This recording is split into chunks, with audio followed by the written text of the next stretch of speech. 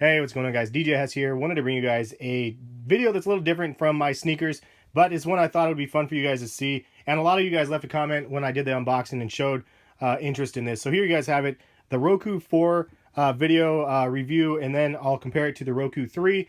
And I'll also tell you guys which one I prefer and why in just a minute here. Also, towards the end of the video, I'll show you guys an on-screen demo of the Roku 4 for those that are curious. So what is the Roku device? This device is basically a hardware device that you plug into your TV, and it lets you stream tons and tons of different channels. You can stream Netflix, Hulu, HBO Go, Showtime, YouTube, obviously, Amazon also, and then even Google on here is an option. The only thing you can't really get on here is obviously Apple, because that's something that's on the Apple TV only. But it basically gives you an opportunity to stream a lot of these different things, and you pay like a monthly service fee for a lot of these channels. And if you pay that service fee, then you can just watch them all through one device instead of a bunch of different devices, which is really nice to have. I personally have cut my cable to just basic cable in my house, and then I have high-speed internet, like really high speed with a boost, so I'm able to stream like flawlessly. So what is the difference then between the 3 and the 4?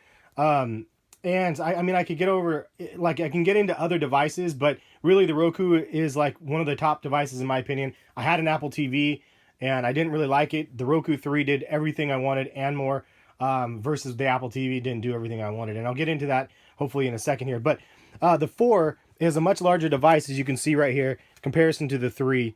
The size of the device is just significantly larger. It's thinner, but it's 4 times as big. And so I don't know, that to me is kind of a little tedious if you don't want to have like this showing up anywhere. You have to, like, because this you usually hide behind the TV. You could hide this behind the TV, but it's significantly heavier. It's probably 3 times heavier than the little guy right here. So the 3 versus the 4, the main differences between this one, there's 3 of them. There's one where you can see this plus button right here. This is actually a remote finder, so if you push that button, and I'll demo that later, it actually finds the remote for you. So that's kind of a nice thing. The other thing is this thing does 4K, so that's the main reason why this is the device for you. If you have a TV that does 4K, you can get the most out of it from your device. Unfortunately, using this on a TV that doesn't have 4K capabilities, and you're not going to be able to see it in 4K. 1080p is the closest, if you have 1080p, that you'll have. So that's one big negative. If you don't have a 4K TV, then this one's not for you. Me personally, I don't have a 4K TV, so, but I will eventually, and I think that's one of the things that will be nice to have when I do have it. It has USB capability right here, as you can see, same as the Roku 3, which is excellent. And the main reason why I use this device over the Apple TV, because I can plug in an external hard drive if I want, loaded with a bunch of movies or whatever, and then I can actually navigate through very easily in this device, which I'll show you to watch those movies. Also, here's the Ethernet here. Optical cable. This is something that they added in that they didn't have on the other one.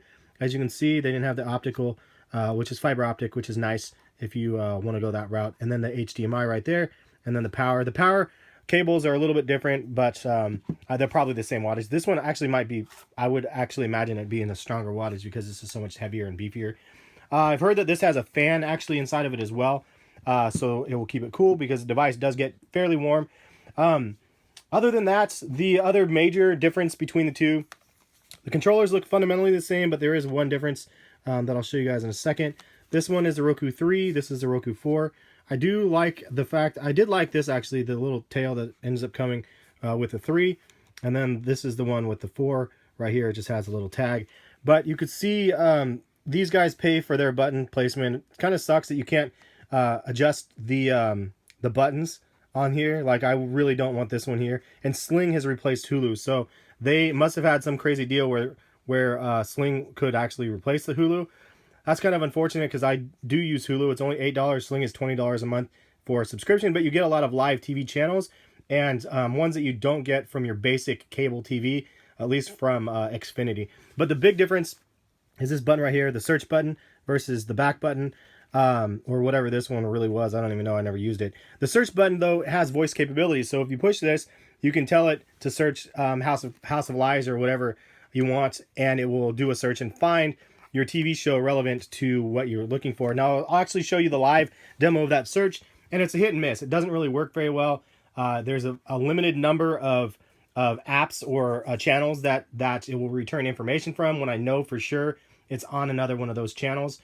So that's kind of frustrating. So it really doesn't enhance the feature that much. Hopefully they'll have updates to the software so it does more of a expansive search. That's one thing Apple does way better. And the other thing, you have to be very, very simple. You can't say, hey, search for movies with this actor. You just have to say the actor's name and then it will search. And I'll show you a demo of that here in a little bit. The other thing about the Roku that is really dope is it actually comes with a headphone jack on the remote, and you can see it has on both of them. So you get this benefit on the 3 and the 4. This headphone jack is great because you can plug in your headphones. A lot of times the wife's going to bed, she falls asleep, and she's like, can you turn it down or whatever? And I'm like, dude, I want to be able to listen. And a lot of times I'll put on subtitles, but if I don't have that opportunity, or if I don't want to put on subtitles and I just want to hear what I'm listening to, I plug in my headphones here. And they actually, both devices come with headphones. I just didn't show them to you in the video. You can see them right here on the thing. They come with headphones, and you plug them in and you can listen to the TV just through your remote, which I think is awesome. That's such a really powerful feature, especially when you're married, and especially when you have somebody sleeping next to you that does not want to hear or see whatever, or I guess hear whatever you're watching. So that's kind of it about the handsets. At the end of the day, I'll show you guys this display here in a minute, but at the end of the day, if I had to choose between the two, you can get the Roku 3 for about 70 or 80 bucks. You can get the Roku 4 for about 130. I'll put links in the description for both devices if you guys are interested in either of them. Very powerful devices, just for streaming like Netflix and Hulu and those things, but also for the external hard drive stuff. And I'll show you guys that in a minute. And just so you guys know, I do have 2 Roku 3s, or I did previously. I had one downstairs and one upstairs because I want to access the same things on both computers or on both TVs. And then I replaced one of the 3s with the 4. And eventually I'll get a 4K TV, and then I'll use the 4 on that one. But if I had to choose between the two, it's a no-brainer for me. The 3 is just as powerful. The 4 is a little bit faster on the interfaces, but honestly not that bad. Like, the 3 is a really powerful device, and I'm extremely happy with the purchase of the 3. The 4, the voice search capabilities really isn't that powerful for whatever it's worth. The ping of the remote is great, and the 4K will be good once I get that, but it's very limited channel selection, so it is what it is. But I'll go ahead and show you guys these on the TV, or the 4 on the TV, and then just navigate around for you guys. All right, so I'm going to show you guys something real quick. This is the TV real quick, but I'm going to show you guys the device. This is why it's kind of awkward. The size of the device is a little bit weird, as it fits on here, like underneath here. It doesn't fit on my fireplace anymore, so I have to tilt it up sideways. But before I do that, I'm going to go ahead and hit the ping button on the top back here. And you can see if you look up here, it says it's signaling the remote, and then you can hear, oh baby. Hi. You can see right here is the remote. It's okay, so that's a really cool little feature that they end up have for this. I'm gonna go ahead and show you guys the TV and kind of some of the channels here. All right, so I wanted to show you guys what the interface looked like, as you can see right up here on my TV. And the interface for the 3 is exactly the same as the 4, so there's no advantage, again, of buying the 4 over the 3 at this time. But there's a couple of different little apps here that I think that have a lot of value. So you could pay a la carte, like the Hulu one's like $8 a month. I think HBO Now is $20 a month or $15 a month. But then the HBO Go is one that if you have off your like cable TV, you can access your HBO shows and stuff like that directly in here. So we have HBO, I have Showtime, Hulu, Netflix, and Amazon, because I use Amazon Prime as well. I'm showing you guys that it takes a little bit of time to load, which isn't too bad, but this is also from Wi-Fi, so I don't have this hard plugged in. This is all through my Wi-Fi, and it does really good job considering that. There's also another, there's a bunch of other channels that you can have on here. Fox Now, A&E, basically that, ABC. Some of these are free. There's ESPN. You can watch live ESPN if you have ESPN on your TV as well. So it's kind of a catch-22. If you have the channels on your TV, then great. But so then what's the point of using the Hulu or the Roku if you already have it on your TV? A lot of times it's easy if you borrow somebody else's like password or whatever to their cable, then you can use that and then have access to a lot more channels. So an example of one that we use is like the travel channel, and unfortunately they don't offer this with Xfinity, so we have an account for a Dish Network, but you can log into travel and you can see that it takes a second to buffer, but it's streaming a live channel to the thing.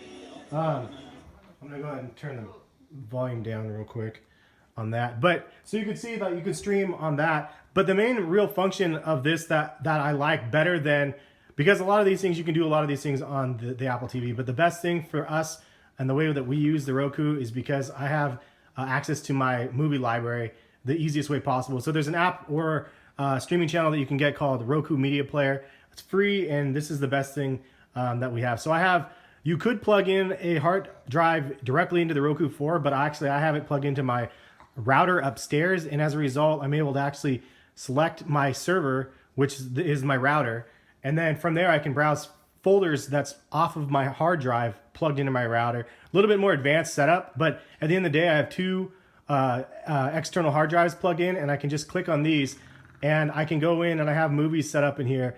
And this is the best thing for me because I have kid movies set up, and I can go in here and there's a ton of kid movies, a lot of animated and old Disney ones, and I can go and click and watch the movies. Also, you can see it says resume or play from the beginning. So I already watched a couple minutes in this one. So you can hit resume and it plays it from the exact spot that you stopped, which has a lot of value add in itself. So this is Big Hero 6, which is an awesome movie, obviously, if you haven't seen this one. But it actually fast forwards really well too. So you can see here, I'm gonna fast forward it live for you guys and see. It picks it right back up, and it still reads it back in HD 1080p, which is amazing that you can fast forward it so quickly, and that the Roku can process it so well that I'm able to just pick up the movie and watch it wherever I want. And I think that to me is the powerful part of this Roku, is because I'm able to watch my movies without having to plug in a device. Before I had a USB set up so I could plug it into my TV to stream, because my TV has the options, but the TV doesn't read back the files very well, especially when you have a lot of files. And I have hundreds of files on my external drive, and this thing reads it back perfectly. So that's the main reason why I like this Roku better than the others out there, is because I can do that. Apple TV can't really do that. You have a lot of other functionality on this Roku. And for those that are listening to this video that have a Roku and you guys are like, why didn't you talk about this or that? I don't know everything about the device. So if you guys know something that I didn't cover, please leave a comment, not just for the other people, but for myself, because if there's anything that I can use to, like, from your knowledge that I can use for my benefit as well, like, I'm definitely down to listen. So leave a comment if you guys use this for something else. I know you can play games on it as well. If you didn't see from the controller, it has like the D-pad and the AB buttons on it. I haven't really played very many games on here, but that's pretty much it. Hopefully you guys like this random video. We got, just so you could see the background noise over here with these two, and then wife is over here with the baby chilling, bouncing on the ball. But yeah, that's pretty much it for the review. If you guys enjoyed this review, please give the video a thumbs up, show your support, and I'll catch you guys for some more videos soon. Peace, guys.